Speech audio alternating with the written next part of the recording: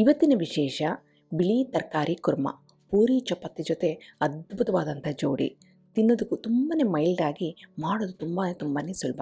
ಇದನ್ನು ಹದವಾಗಿ ರುಚಿಯಾಗಿ ಮಾಡೋದು ಹೇಗೆ ಅಂತ ನೋಡೋಣ. ನಾನು ಆಶಾ, ನಿಮಗೆಲ್ಲರಿಗೂ ಅಡುಗೆ ಸಾಧನಕ್ಕೆ ಸ್ವಾಗತ. ಈ ಬಿಳಿ ತರಕಾರಿ ಕುರ್ಮ ಮಾಡೋದಕ್ಕೆ ಮೊದಲು ನಾನಿಲ್ಲಿ ಪ್ಯಾನ್ಗೆ ಒಂದೇ ಒಂದು ಟೇಬಲ್ ಸ್ಪೂನಷ್ಟು ಎಣ್ಣೆ ಸೇರಿಸ್ತಾ ಇದ್ದೀನಿ. ಎಣ್ಣೆ ಒಂದು ಮಟ್ಟಿಗೆ ಬಿಸಿಯಾಗಿದೆ ಅಂದಾಗ ಅದಕ್ಕೆ ಒಂದು ಡಿಫ್ರೆಂಟ್ ಆಗಿರೋಂಥ ಮಸಾಲೆ, ಅಂದರೆ ಮುಖ್ಯವಾಗಿ ಒಂದು ಅರ್ಧ ಟೇಬಲ್ ಸ್ಪೂನಷ್ಟು ಸೋಂಪು, 1 ಇಂಚಿನಷ್ಟು ಚಕ್ಕೆ, 3ರಿಂದ 4 ಲವಂಗ. ಸೋಂಪು ಕುರ್ಮಾಗೆ ಹಾಕಲೇಬೇಕು. ಸೋಂಪು ಬದಲು ಜೀರಿಗೆ ಹಾಕ್ಬೋದಂದರೆ ಹಾಕ್ಬೋದು, ಆದರೆ ಟೇಸ್ಟ್ ಚೇಂಜ್ ಆಗುತ್ತೆ. ಈಗ ಸೋಂಪು ಲೈಟಾಗಿ ಕಲರ್ ಚೇಂಜ್ ಆಗಿದೆ ಅಂದಾಗ ಒಂದೇ ಒಂದು ಈರುಳ್ಳಿನ ಎಷ್ಟು ಸಣ್ಣಕ್ಕೆ ಆಗುತ್ತೋ ಅಷ್ಟು ಸಣ್ಣಕ್ಕೆ ಕತ್ತರಿಸ್ಕೊಂಡು ಲೋ ಫ್ಲೇಮಲ್ಲಿ ಈ ರೀತಿ ಗಾಜಿನ ಥರ ಆಗಬೇಕು, ಅಲ್ಲಿವರೆಗೆ ಮಾತ್ರ ಹುರ್ಕೋಬೇಕಾಗುತ್ತೆ, ಕಲರ್ ಚೇಂಜ್ ಆಗಬಾರ್ದು. ಈರುಳ್ಳಿ ಲೈಟಾಗಿ ಗಾಜಿನ ಥರ ಆಗಿದೆ ಅಂದಾಗ ಇದಕ್ಕೆ ಬೇಕಾಗಿರೋಂಥ ತರಕಾರಿನ ಸಣ್ಣದಾಗಿ ಕತ್ತರಿಸ್ಕೊಂಡು ಸೇರಿಸ್ಕೋಬಹುದು. ನಾನಿಲ್ಲಿ ಒಂದು ಕ್ಯಾರೆಟು, ಒಂದು 4ರಿಂದ 5 ಬೀನ್ಸು, ಒಂದು ಸಣ್ಣ ಆಲೂಗೆಡ್ಡೆ, ಹಾಗೆಯೇ ಇಲ್ಲಿ ಸ್ವಲ್ಪ ಫ್ರೋಝನ್ ಬಟಾಣಿನ ಸೇರಿಸ್ತಾ ಇದ್ದೀನಿ. ಫ್ರೋಝನ್ ಬಟಾಣಿ ಹಾಕೋದ್ರಿಂದ ನಾನು ಈ ಸ್ಟೇಜಿನಲ್ಲಿ ಹಾಕ್ತಾಯಿದ್ದೀನಿ.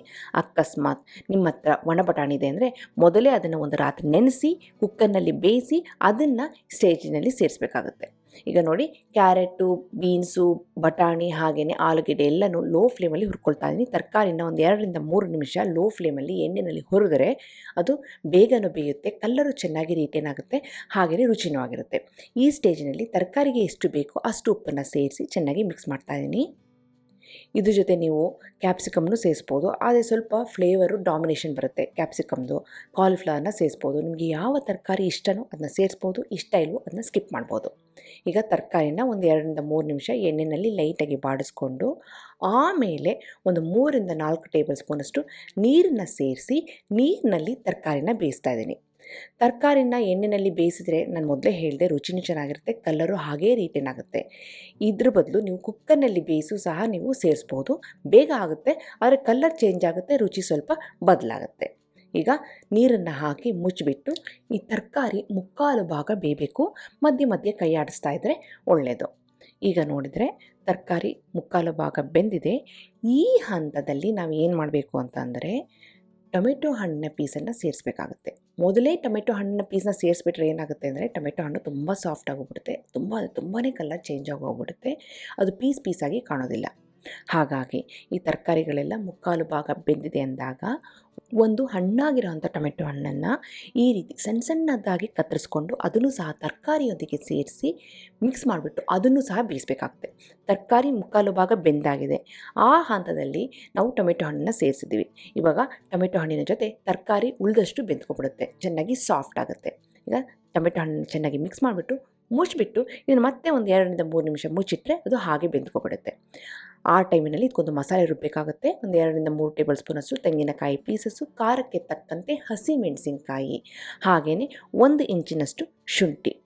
ಇದನ್ನು ಮಿಕ್ಸಿ ಜಾರಿಗೆ ಹಾಕಿ ಇದರೊಂದಿಗೆ ಈ ಕುರ್ಮಾಗೆ ಒಂದು ಎಕ್ಸ್ಟ್ರಾ ಫ್ಲೇವರ್ ಕೊಡೋದಕ್ಕೆ, ಹಾಗೆ ಒಂದು ಬಾಡಿ ಕೊಡೋದಕ್ಕೆ ಅಂತಂದ್ಬಿಟ್ಟು 1 ಟೇಬಲ್ ಸ್ಪೂನಷ್ಟು ಗಸಗಸೆ ಸೇರಿಸ್ತಾ ಇದ್ದೀನಿ. ಗಸಗಸೆ ಮಿಕ್ಸ್ ಮಾಡ್ದೇ ಹಾಕಿ ಒಂದು ಎಕ್ಸ್ಟ್ರಾ ಫ್ಲೇವರ್ ಕೊಡುತ್ತೆ, ಅದ್ಭುತವಾಗಿರುತ್ತೆ. ಗಸಗಸೆಯೊಂದಿಗೆ ಒಂದು 10ರಿಂದ 12 ಗೋಡಂಬಿನ ನಾನು 2ರಿಂದ 3 ಗಂಟೆ ನೀರಿನಲ್ಲಿ ನೆನೆಸಿಟ್ಟಿದ್ದೆ. ನೆನೆಸಿರೋಂಥ ಗೋಡಂಬಿನ ಹಾಕಿಬಿಟ್ಟು ಇದನ್ನು ಎಷ್ಟು ನುಣ್ಣಕ್ಕೆ ಆಗುತ್ತೋ ಅಷ್ಟು ನುಣ್ಣಕ್ಕೆ ರುಬ್ಕೊಳ್ತಾ ಇದ್ದೀನಿ. ನೋಡಿದರೆ ನೈಸಾಗಿ ಬಿಳಿ ಮಸಾಲೆ ರೆಡಿಯಾಗಿದೆ. ಈ ಸೈಡಿನಲ್ಲಿ ತರಕಾರಿನೂ ಸಹ ಚೆನ್ನಾಗಿ ಬೆಂದಿದೆ.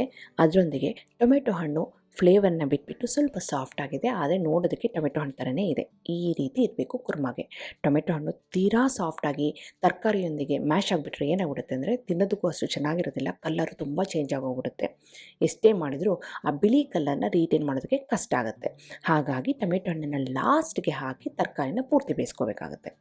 ಇವಾಗ ನಾನು ರುಬ್ಬಿರೋ ಅಂಥ ಆ ಬಿಳಿ ಮಸಾಲೆನ ಸೇರಿಸಿ ಕುರ್ಮಾಗೆ ಎಷ್ಟು ನೀರು ಬೇಕೋ ಅಷ್ಟು ನೀರನ್ನ ಈಗ ಸೇರಿಸೋದಷ್ಟೇ. ಕುರ್ಮ ತೀರಾ ತೆಳ್ಳಗೆ ಇರಬೇಕು, ಮಸಾಲೆ ಜಾಸ್ತಿ ಇರಬೇಕು, ತರಕಾರಿ ಕಡಿಮೆ ಇರಬೇಕು ಅಂದರೆ ನೀವು ಸ್ವಲ್ಪ ತರಕಾರಿನ ಕಡಿಮೆ ಹಾಕಿ. ನನ್ನ ರೀತಿ ತರಕಾರಿ ಮಸಾಲೆ ಎಲ್ಲ ಒಂದೇ ಹದದಲ್ಲಿರಬೇಕು ಅಂತಂದರೆ ಈ ರೀತಿ ಹಾಕಿ. ನಿಮಗೆ ತರಕಾರಿ ನಾನು ಮೊದಲೇ ಹೇಳಿದೆ ಯಾವುದು ಬೇಕೋ ಅದನ್ನು ಹಾಕ್ಬೋದು ನಿಮ್ಮ ಇಷ್ಟದಂತೆ. ಈಗ ನೀರನ್ನು ಹಾಕಿ ಮಸಾಲೆ ಹಾಕಿ ಮತ್ತು ಈ ಹಂತದಲ್ಲಿ ನಿಮಗೆ ಉಪ್ಪಿನಂಶ ಕಡಿಮೆ ಇದೆ ಅಂತಂದರೆ ಉಪ್ಪನ್ನು ಹಾಕಿ ನೀವು ಮಿಕ್ಸ್ ಮಾಡ್ಕೋಬಹುದು. ಈ ಬಿಳಿ ಮಸಾಲೆಗೆ ಆದಷ್ಟು ಖಾರವಾಗಿರೋಂಥ ಹಸಿಮೆಣಸಿನ್ಕಾಯಿನ ಹಾಕಿ, ಆಗ ಬಿಳಿ ಕಲರ್ ರಿಟೇನ್ ಆಗುತ್ತೆ.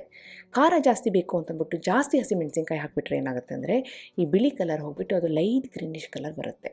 ಹಾಗಾಗಿ ಈ ಖಾರ ಇರೋವಂಥ ಕಡಿಮೆ ಮೆಣಸಿನ್ಕಾಯಿನ ಹಾಕಿದರೆ ಇದು ಚೆನ್ನಾಗಿ ಬಿಳಿ ಕಲರ್ ಬರುತ್ತೆ. ಈಗ ನಾನು ಸ್ವಲ್ಪ ಉಪ್ಪಿನ ಪುಡಿನ ಹಾಕಿದ್ದೀನಿ. ಉಪ್ಪಿನ ಪುಡಿನ ಹಾಕಿಬಿಟ್ಟು ಕೊನೆಗೆ ನಾನಿಲ್ಲಿ ಸ್ವಲ್ಪ ಪುದೀನ ಎಲೆನ ಕೈನಲ್ಲಿ ಕತ್ತರಿಸಿ ಮೇಲೆ ಉದುರಿಸ್ತಾ ಇದ್ದೀನಿ. ಹಾಗೆ ಸ್ವಲ್ಪ ಕೊತ್ತಂಬರಿ ಎಲೆನೂ ಸಹ ಕೈನಲ್ಲಿ ಕತ್ತರಿಸಿ ಮೇಲೆ ಉದುರಿಸ್ತಾ ಇದ್ದೀನಿ. ಹೀಗೆ ಲಾಸ್ಟಿಗೆ ಹಾಕೋದ್ರಿಂದ ಚೆನ್ನಾಗಿ ಫ್ಲೇವರು ಬರುತ್ತೆ. ಹಾಗೆಯೇ ಈ ಕುರ್ಮಾ ತಿನ್ನಬೇಕಾದ್ರೆ ಘಮ ಅಂತ ಸುವಾಸನೆ ಬರುತ್ತೆ ಪುದೀನ ಸೊಪ್ಪಿಂದು. ಈಗ ಹಾಕಿಬಿಟ್ಟು ಲೋ ಫ್ಲೇಮಲ್ಲಿ ಎಲ್ಲಿವರೆಗೆ ಕುದಿಸ್ಬೇಕು, ಜಾಸ್ತಿ ಕೊತ ಅಂತ ಕುದಿಸ್ಬಾರ್ದು. ಲೈಟಾಗಿ ಒಂದು ಸೈಡ್ನಲ್ಲಿ ಕುದಿ ಬರಬೇಕು. ಅಲ್ಲಿವರೆಗೆ ನಾವಿಂದ ಕಾದ್ಬಿಟ್ಟು ಸ್ಟವ್ನ ಆಫ್ ಮಾಡಿದರೆ ಈ ಬಿಳಿ ಕುರ್ಮಾ ರೆಡಿ. ಸಿಂಪಲ್ ಮಸಾಲೆ ಉಪಯೋಗಿಸಿ ಮೈಲ್ಡಾಗಿ ಮಾಡುವಂಥ ಬಿಳಿ ಕುರ್ಮಾ ರೆಡಿಯಾಗಿದೆ. ಇದು ಪೂರಿ ಜೊತೆ ಚೆನ್ನಾಗಿರುತ್ತೆ. ಮಧ್ಯಾಹ್ನ ಲಂಚ್ ಬಾಕ್ಸಿಗೆ ಚಪಾತಿ ಜೊತೆ ಎಕ್ಸಲೆಂಟ್ ಆಗಿರುತ್ತೆ. ಫ್ರೆಶ್ಶಾಗಿ ಮಾಡಿರುವಂಥ ಸಾಫ್ಟಾಗಿ ಮಾಡಿರುವಂಥ ಚಪಾತಿನ ಹಾಗೆ ಪ್ಯಾಕ್ ಮಾಡೋದ್ರ ಬದಲು ಆಡಿ ಯೂನಿ ರ್ಯಾಪಲ್ಲಿ ಸುತ್ತಬಿಟ್ಟು ಪ್ಯಾಕ್ ಮಾಡಿದರೆ ಮಧ್ಯಾಹ್ನದವರೆಗೂ ತುಂಬಾ ಸಾಫ್ಟಾಗಿರುತ್ತೆ. ಹಾಗೆಯೇ ರೀಹೀಟ್ ಮಾಡೋದಕ್ಕೆ ಕನ್ವೀನಿಯೆಂಟ್ ಆಗಿರುತ್ತೆ. ಚಪಾತಿ ಜೊತೆ ಬಿಳಿ ಕುರ್ಮಾ ಚೆನ್ನಾಗಿರುತ್ತೆ. ಹಾಗೆಯೇ ಗೀ ರೈಸ್ ಜೊತೆ ಈ ಬಿಳಿ ಕುರ್ಮಾ ಎಕ್ಸಲೆಂಟ್ ಆಗಿರುತ್ತೆ. ಇವತ್ತು ಮಧ್ಯಾಹ್ನಕ್ಕೆ ಚಪಾತಿಯೊಂದಿಗೆ ಈ ಕುರ್ಮಾನ ಪ್ಯಾಕ್ ಮಾಡಿದ್ದೀನಿ.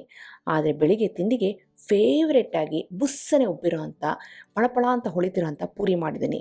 ಪೂರಿ ಜೊತೆ ಈ ಬಿಳಿ ಕುರ್ಮಾ ಅದ್ಭುತವಾದಂಥ ಜೋಡಿ. ಖಂಡಿತವಾಗ್ಲೂ ಮಾಡಿ, ಮಕ್ಕಳು ಸಹ ಇಷ್ಟಪಡ್ತಾರೆ. ಯಾಕೆಂದರೆ ಖಾರ ಇರೋದಿಲ್ಲ, ಮಸಾಲೆ ಜಾಸ್ತಿ ಇರೋದಿಲ್ಲ, ಮೈಲ್ಡ್ ಆಗಿರುತ್ತೆ, ತಿನ್ನೋದಕ್ಕೂ ತುಂಬಾ ರುಚಿಯಾಗಿರುತ್ತೆ, ಮಾಡೋದಕ್ಕೂ ಅದಕ್ಕಿಂತಲೂ ಸುಲಭ.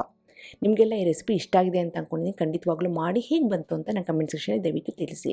ಹಾಗೆ ನೀವಿನ್ನೂ ಅಡುಗೆ ಸಾಧನೆಗೆ ಸಬ್ಸ್ಕ್ರೈಬ್ ಆಗಿಲ್ಲ ಅಂದರೆ ತಡ ಯಾಕೆ, ಈಗಲೇ ಸಬ್ಸ್ಕ್ರೈಬ್ ಆಗಿ ಪಕ್ಕದ ಬೆಲ್ ಬಟನ್ ಕೂಡ ಟಚ್ ಮಾಡಿ. ನಿಮಗೆ ವಿಡಿಯೋ ಇಷ್ಟ ಆಯಿತು ಅಂದರೆ ಲೈಕ್ ಬಟನ್ನ ಕ್ಲಿಕ್ ಮಾಡಿ, ಫ್ರೆಂಡ್ಸ್ ಆ್ಯಂಡ್ ಫ್ಯಾಮಿಲಿ ಜೊತೆ ಶೇರ್ ಮಾಡಿ, ವಾಟ್ಸಪ್ಪಲ್ಲಿ ಶೇರ್ ಮಾಡಿ. ಮತ್ತೊಂದು ಇಂಟ್ರೆಸ್ಟಿಂಗ್ ರೆಸಿಪಿಯೊಂದಿಗೆ ಭೇಟಿ ಆಗ್ತೇನೆ. ಅಲ್ಲಿವರೆಗೆ thank you, bye bye, see you.